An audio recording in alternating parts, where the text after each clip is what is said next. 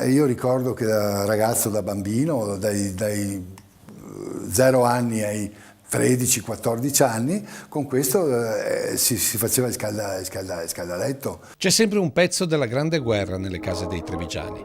Oggetti che il bisogno e la creatività hanno trasformato in un riciclo non solo materiale ma soprattutto mentale, tentando di esorcizzare i fantasmi tra le trincee che hanno accompagnato tanti padri e nonni fino all'ultimo respiro. E se i protagonisti di quegli anni bui di inizio Novecento ci hanno lasciato, questi oggetti sono rimasti, custoditi dalle generazioni successive, perché il ricordo di guerra e di pace non si cancelli.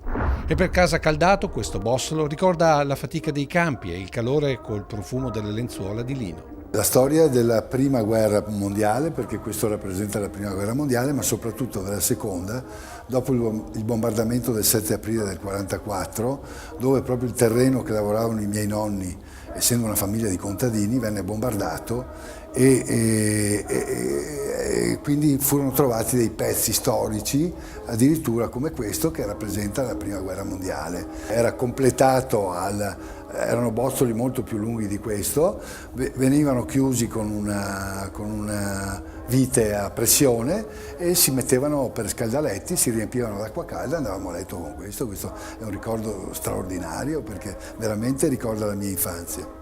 Poi il tempo e la modernità hanno dimenticato in un armadio questo bossolo, altre mani l'hanno tagliato forse nel maldestro tentativo di trasformarlo in un portafiori.